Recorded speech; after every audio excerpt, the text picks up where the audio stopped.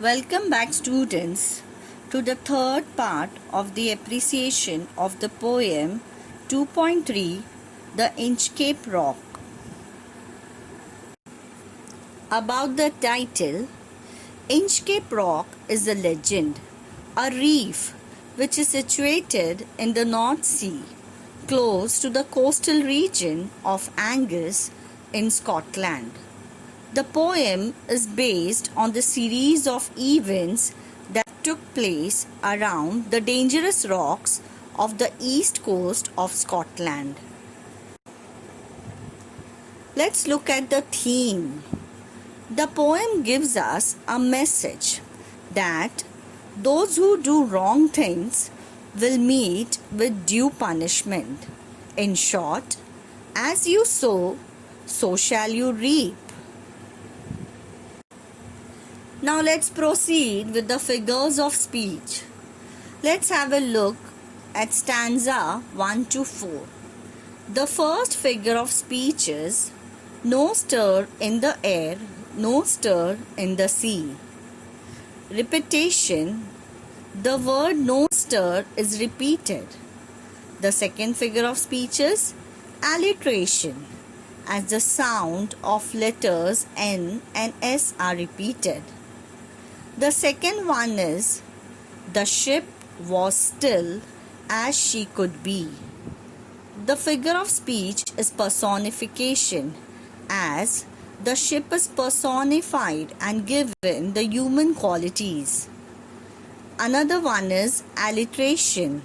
The sound of letter SH, she, is repeated. Now let's proceed with the figures of speech. Let's have a look at stanza 1 to 4.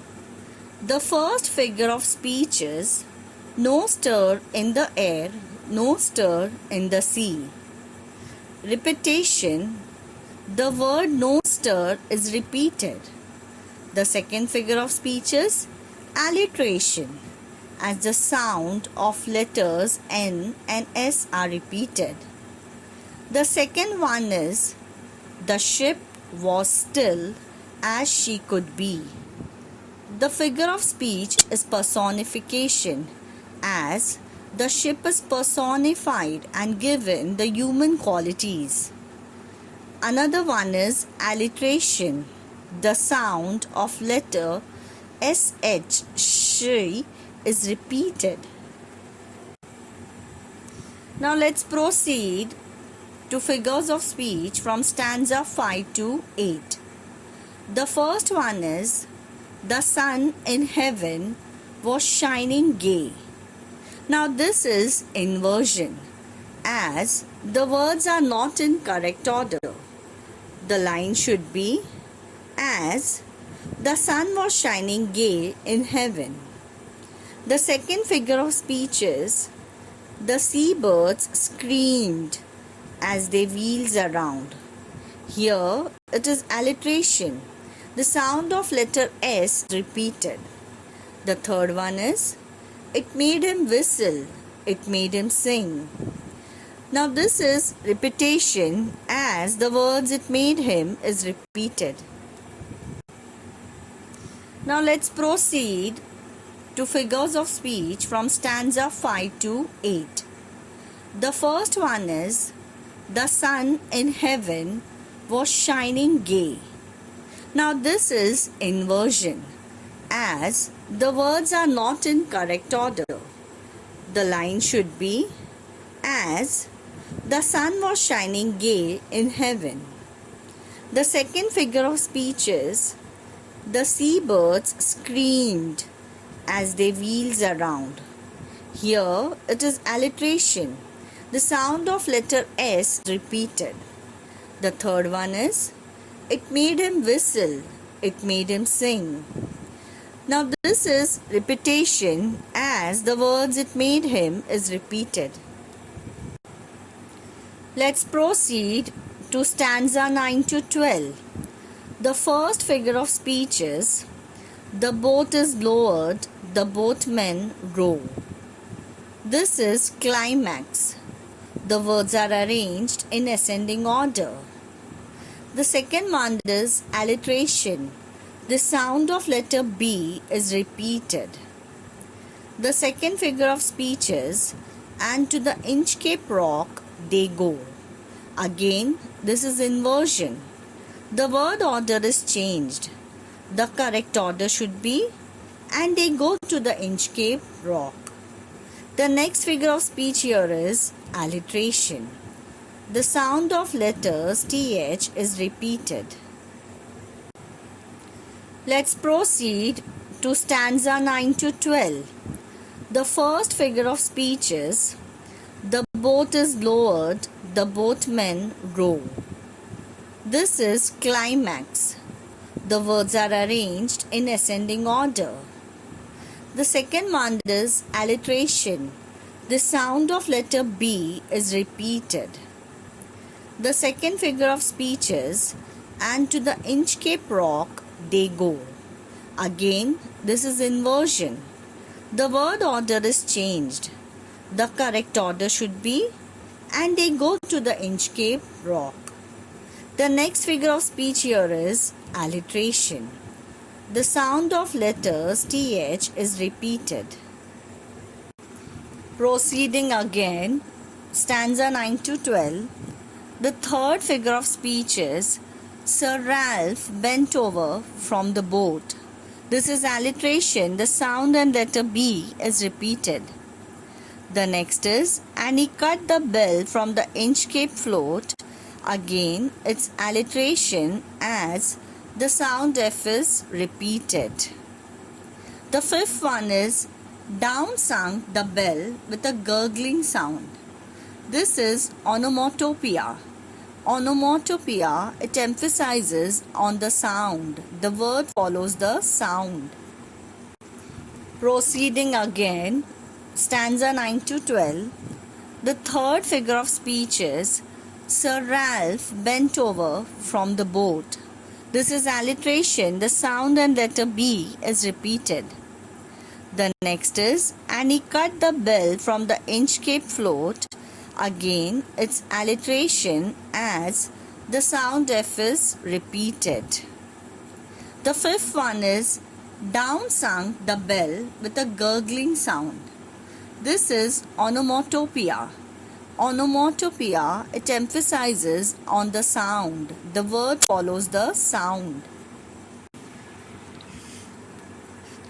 Again, stanza 9 to 12. The sixth one is, the bubbles rose and burst around.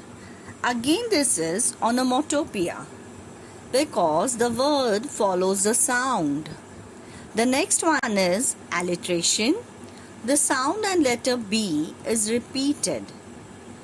The third one is climax. The words are arranged in an ascending order. Seventh one, he scarred the seas for many a day. Here, the figure of speech is alliteration. The sound and letter S is repeated.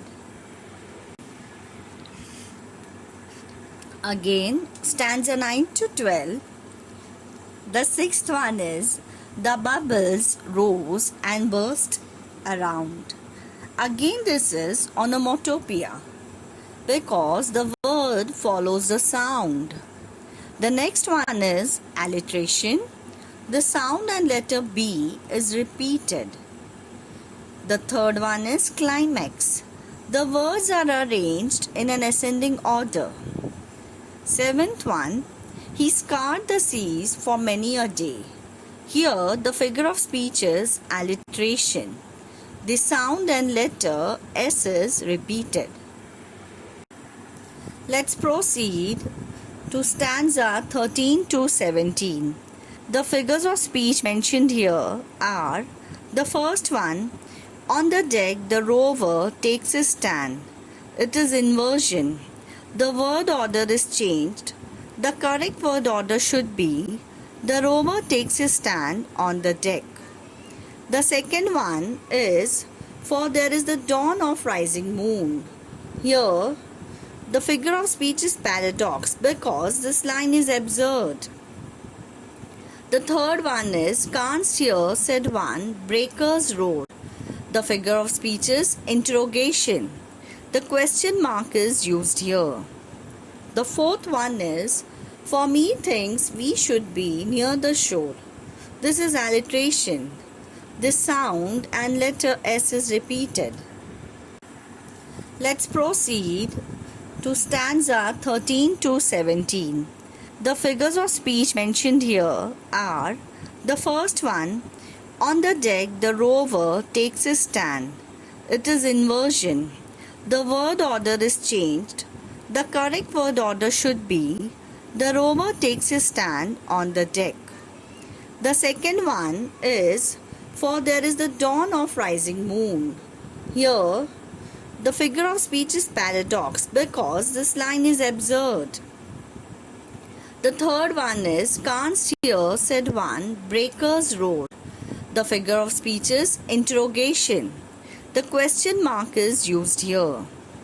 The fourth one is, for me thinks we should be near the shore. This is alliteration. This sound and letter S is repeated. The next figure of speech is number 5. Now where we are, I cannot tell. This is again inversion. The word order is changed. The correct word order should be, I cannot tell where we are now. The sixth one is, till the vessel strikes with a shivering shock. This is alliteration. The sound and letter S is repeated. It is also transferred epithet. That means the adjective shivering is transferred from human to shock. This figure of speech is also personification. The word shock is personified and given human qualities. The seventh one is, O Christ, the Inchcape Rock. This is apostrophe. One of the rovers is addressing to God. Again, this is also an exclamation, as an exclamatory mark is used.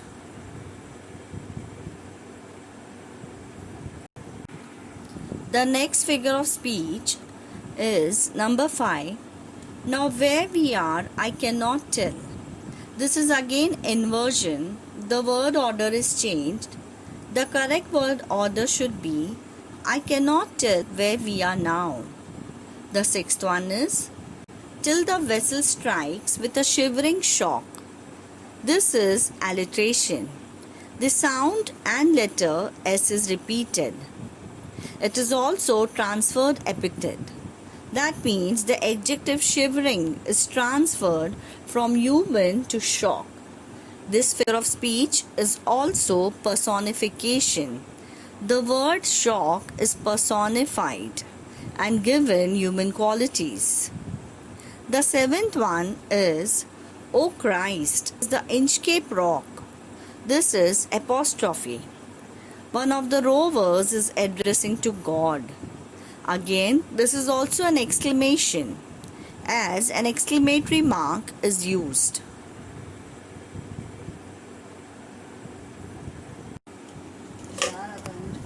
Figures of speech, it stands at 13 to 17. Number 8, the waves rush in every side. This is personification, as the waves are given the human qualities. The ninth one is, but even in his dying fear. Transferred epithet. The adjective dying is transferred from human to fear. It is also personification, as fear is personified. Number 10 is a sound as if with the Inchcape bell. This is simile, as the sound of sinking ship is directly compared with the sound of sinking Inchcape bell. Figures of speech, it stands at 13 to 17. Number 8, the waves rush in every side. This is personification, as the waves are given the human qualities. The ninth one is, but even in his dying fear. Transferred epithet. The adjective dying is transferred from human to fear. It is also personification, as fear is personified. Number 10 is a sound as if with the Inchcape bell. This is simile, as the sound of sinking ship is directly compared with the sound of sinking Inchcape bell. Message and values in the poem. The poem Inchcape Rock teaches a moral lesson. As you sow, so shall you reap. A poem with a moral theme is called a didactic poem. The poem proves the principle that crime gets its own punishment. The rover, who was an evil, who was a wicked man, he cuts off the peeve, the good abbot, and the other helpless sailors. But in the end, he falls into his own late trap. Remorse and regrets later overtake him, but it was too late already. Message and values in the poem. The poem Inchcape Rock teaches a moral lesson. As you sow, so shall you reap. A poem with a moral theme is called a didactic poem. The poem proves the principle that crime gets its own punishment. The rover, who was an evil, who was a wicked man, he cuts off the peeve, the good abbot, and the other helpless sailors. But in the end, he falls into his own late trap. Remorse and regrets later overtake him, but it was too late already. Now let's have a look at the rhyme scheme. The poem is a bit long as the ballads. There are 17 stanzas. It consists of 17 stanzas of 4 lines each. The first 2 and the last 2 lines of each stanza rhyme with each other. The rhyme scheme is AABB for each stanza. Now let's have a look at the rhyme scheme. The poem is a bit long as the ballads. There are 17 stanzas. It consists of 17 stanzas of 4 lines each. The first 2 and the last 2 lines of each stanza rhyme with each other. The rhyme scheme is AABB for each stanza. Your opinion. The Inchcape Rock is one of the most popular poems by Southey because it both delights and instructs its readers. It tells a story with a moral, but it does not aim to teach his readers a lesson. His descriptions of nature are beautiful, and his descriptions of supernatural elements are sublime. All in all, the poem is easy to follow and very rhythmical. Your opinion. The Inchcape Rock is one of the most popular poems by Southey because it both delights and instructs its readers. It tells a story with a moral, but it does not aim to teach his readers a lesson. His descriptions of nature are beautiful, and his descriptions of supernatural elements are sublime. All in all, the poem is easy to follow and very rhythmical. I would advise all the students to refer the e-textbook link katebalbharti.in. I would advise the students to go through all the slides and make a note of the figures of speech given in the PPT. Thank you.